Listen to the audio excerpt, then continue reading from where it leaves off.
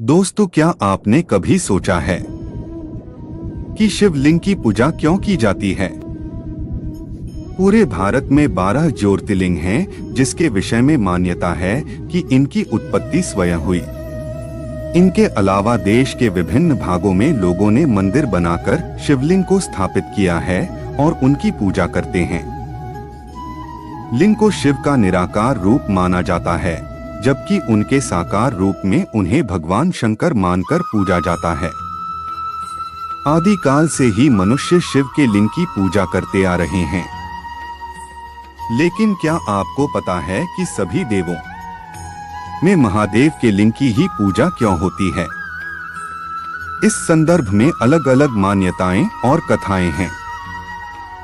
शिवलिंग का रहस्य शिवलिंग और कुछ नहीं बल्कि हमारे ब्रह्मांड की आकृति है, और अगर इसे धार्मिक अथवा आध्यात्म की भाषा में बोला जाए तो शिवलिंग भगवान शिव और देवी शक्ति पार्वती का आद्यनादि एकल रूप है तथा पुरुष और प्रकृति की समानता का प्रतीक है। अर्थात शिवलिंग हमें बताता है कि इस संसार में न केवल पुरुष का और न ही केवल प्रकृति स्त्री का वर्चस्व है, बल्कि दोनों एक दूसरे के पूरक हैं और दोनों ही समान हैं। वेदों में मिलता है उल्लेख वेदों और वेदांत में लिंग शब्द सूक्ष्म शरीर के लिए आता है। यह सूक्ष्म शरीर 17 तत्वों से बना होता है। मन, बुद्धि, 5 ज्ञानेंद्रियां, 5 कर्मेंद्रियां और 5 वायु।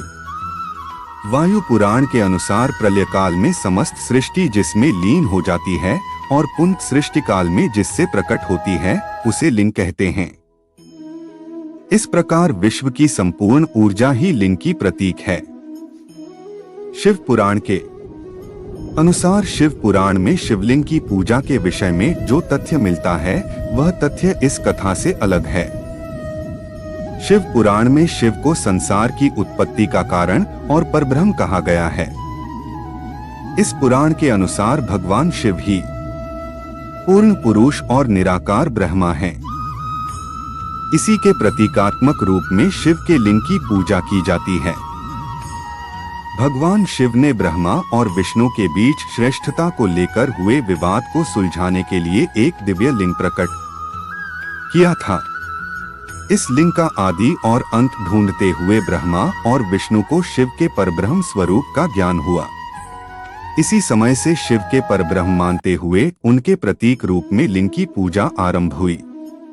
पौराणिक कथा के अनुसार जब समुद्र मंथन के समय सभी देवता अमृत के आकांक्षी थे, लेकिन भगवान शिव के हिस्से में भयंकर हलाहल विष आया। उन्होंने बड़ी सहजता से सारे संसार को समाप्त करने में सक्षम उस विष को अपने कंठ में धारण किया तथा नीलकंठ कहलाए। समुद्र मंथन के समय निकला विष ग्रहण करने के कारण भगवान शिव के शरीर का दाह बढ़ गया।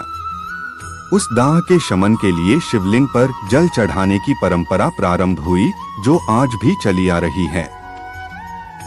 वैज्ञानिक कारण हड़प्पा और मोहनजोदाड़ो की खुदाई से पत्थर के बने लिंग और योनि मिले हैं। एक मूर्ति ऐसी मिली है जिसके गर्भ से पौधा निकलते हुए दिखाया गया। यह प्रमाण है कि आरंभिक सभ्यता के लोग प्रकृति के पूजक थे। वह मानते थे कि संसार की उत्पत्ति लिंग और योनि से हुई है। इसी से लिंग पूजा की परंपरा चल पड़ी।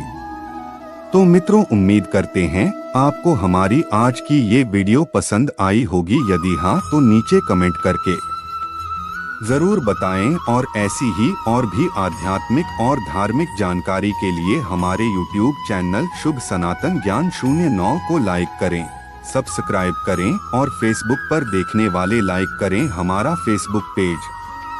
आज के लिए बस इतना ही, इजाजत दें। आपका बहुत बहुत शुक्रिया।